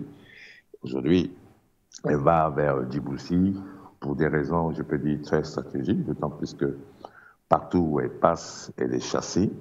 Bon, le Tchad a pris ses responsabilités. Le Sénégal, bien que ce soit timide, a demandé gentiment aux centaines de militaires français de plier bagages. Maintenant, son dernier rescousse, ça émane du Gabon, qui n'a encore rien dit. Et surtout, la base de Djibouti. Je ne parle pas de la Côte d'Ivoire parce que ça, c'est un camouflet. Nous tous, on sait que la France ne quittera jamais la Côte d'Ivoire. Ça, c'est déjà fait, même si elle fait comprendre qu'elle essaie de faire une passation de service entre des militaires ivoiriens et elle, mais avec une assistance. On voit que c'est Bonnie Blanc et Blanc Bonnie. Donc, je veux dire que ça n'enthousiasme personne. Parce qu'on connaît un peu son mode de fonctionnement très hypocrite. Mais ce qu'il faut retenir, c'est que sa présence au Djibouti a deux raisons. La première raison, c'est qu'il faut pouvoir débarquer les militaires qu'on a demandé de quitter Tchad et tout. Et ne pouvons pas rentrer en France, il faut trouver un point de chute. Donc, du coup, d'après les échos que j'ai entendus, c'est que le président de Djibouti aurait monté des enchères très, très hautes. Donc, il a fallu que le président Macron se déplace là-bas pour essayer de voir dans quelle mesure est-ce qu'ils peuvent négocier le tarif, j'utilise ce mot-là, pour négocier le fee par rapport aux militaires qui vont être déployés sur le territoire. Parce que Djibouti, comme on le dit, quand même, c'est, quoi qu'on dise, c'est 25% de rente dans son fiscalité, dans son économie, par rapport aux bases militaires des étrangers qui sont là-bas. Donc, du coup, on fait monter les enchères quand ça arrange. Et c'est ce qui est en train de se passer. Donc, du coup, Paris, comme on dit dans le jargon africain, cherche sa tête. Maintenant, sa visite en Éthiopie, c'est qu'elle a décidé d'aller titiller tous les pays amis à la Russie. Et on sait tous que l'Éthiopie est membre des BRICS et a de très bonnes relations avec Russia, China et India. Donc, elle s'est dit que avec la crise économique qui est en train de frapper, pourquoi ne pas aller, comment on appelle ça, envoyer ces multinationales là-bas pour trouver une petite place au soleil, afin de pouvoir rééquilibrer le déficit qu'ils ont eu dans les pays de l'AES, parce que moi, les échos qui me parviennent, c'est qu'ils sont allés jusqu'au bout à vouloir demander gentiment aux grandes multinationales des télécommunications comme Orange et tout ça, on tire vers une forme de nationalisation. C'est-à-dire que ces pays ont décidé de créer avec d'autres partenaires de nouvelles compagnies de téléphonie pour réduire les coûts de communication et surtout que, bientôt, ils vont avoir d'autres collaborations avec des partenaires fiables pouvant leur permettre d'avoir l'Internet à bas coût par rapport à ce que nous sommes en train de voir. Et aussi réguler le système financier qu'on appelle mobile money. Donc tout ça, ce sont des éléments sur lesquels le groupe français Orange se sucre pas mal sur ses colonies.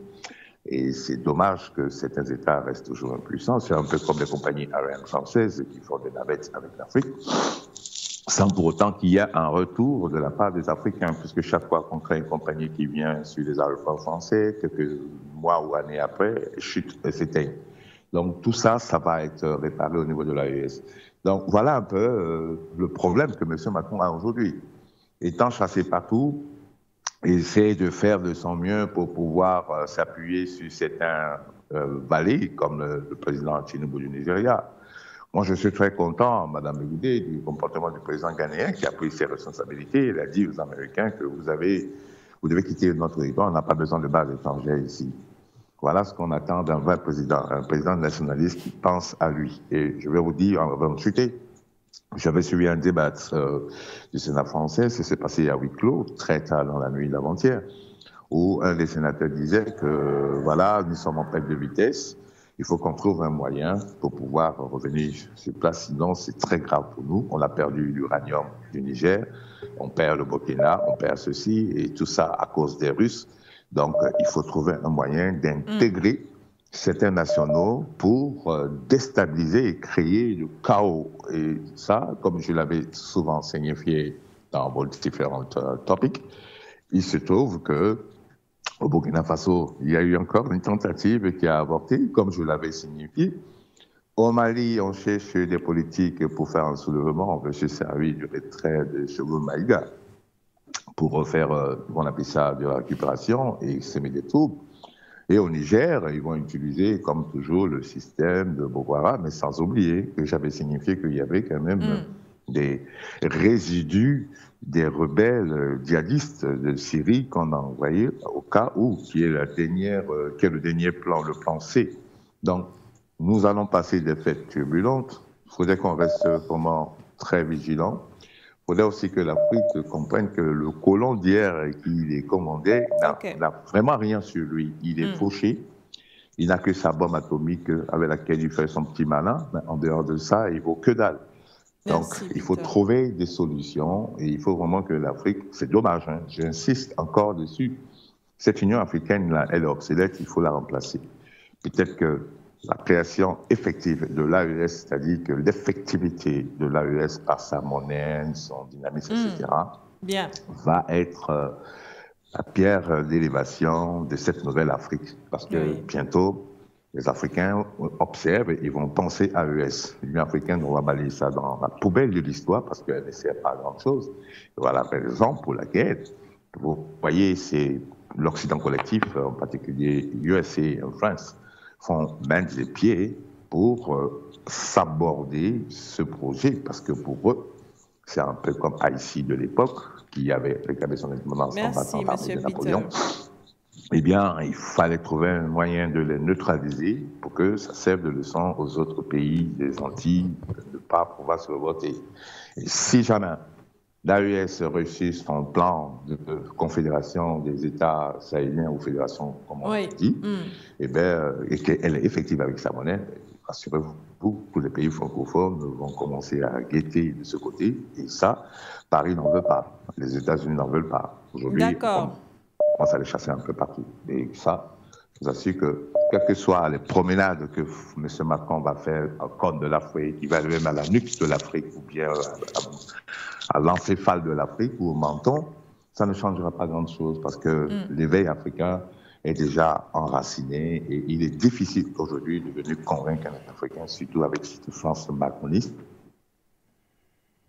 encore quoi que ce soit comme, je ne sais pas moi, proposition. D'autant plus qu'on voit que la démocratie, c'est une équation géométrique. Peter, l'émission est bientôt terminée. Ça, c'est pas grand-chose. Que les Africains réfléchissent dans un nouveau concept pour qu'avec ça, on puisse vraiment se défaire totalement de l'emprise occidentale. Je m'arrête ici. Thank you so much. Merci bien à vous également. On va peut-être prendre un dernier appelant au téléphone avant de clôturer définitivement ce programme. Y a-t-il quelqu'un qui essaye de nous joindre? Allô? Oui, allô, bonjour, bienvenue. Oui, bonjour, madame Begouli. Bonjour, ton riche panel. Oui, je ne serai pas long.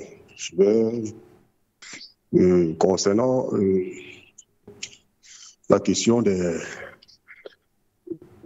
retour, en fait, si je peux dire, du retour de la France en Éthiopie, et notamment de reconquête des territoires africains, bon, moi je dois juste appeler les Africains à prendre leurs responsabilités. Prendre leurs responsabilités sur le plan politique, économique, stratégique. Et quand je dis cela, je vais dire, pour le moins, bien évidemment, je ne suis pas un patanguère, mais il faut qu'à un moment donné, on arrête de se leurrer que ces gens qui viennent, ils viennent pour nos beaux yeux et qu'on va continuer à faire de la diplomatie. On tape du poing sur la table. Figurez-vous aujourd'hui, regardez un peu la situation politique en France. La France est totalement dégradée, avec quatre premiers ministres nommés en un an. Le dernier, c'était hier. Le dernier, c'était hier, qui a fait son gouvernement hier, François Bayrou. Et d'aucuns, ça dit, les acteurs politiques ne sont pas tous unanimes. Ça veut dire que ce gouvernement, je ne suis pas digne de mots, mais ces gens viennent nous donner des leçons et on est là, on applaudit les mains. Non. Il faudrait que les États africains prennent l'exemple sur l'AES. L'AES, malgré le moratoire qui lui a été envoyé par le CEDEAO, d'un prolongement de 6 mois, ça c'est la base. Il ne prend même pas le ça. On a des difficultés à vous recevoir malheureusement sur ce plateau, des difficultés énormes à vous percevoir comme il se doit. Nous sommes malheureusement dans l'obligation de couper la communication avec vous. On espère que demain, vous pourrez revenir bien sûr vers nous et poser vos préoccupations ainsi que donner vos points de vue. Alors, c'était le dernier tour au standard. À présent, nous allons clôturer ce programme. Je crois que ceux qui ont appelé sont allés dans la même veine que nos panélistes sur le plateau. Nous allons donc se dire au revoir. Dr Yam Timba, merci d'avoir été là ce matin. On se retrouve certainement très bientôt pour une nouvelle édition de ce programme. Merci également à Henri Atangana qui était de l'autre côté et qui nous a bien sûr apporté de son point de vue. Vous aurez l'opportunité de dire ce que vous avez à dire demain lors de votre première prise de parole. Malheureusement, c'est terminé. For You Matin met la clé sous le paillasson. Restez sur For You Télévision, sur For You Média Africa. L'information et les programmes se poursuivent. À très bientôt à tous. Au revoir, Niamey.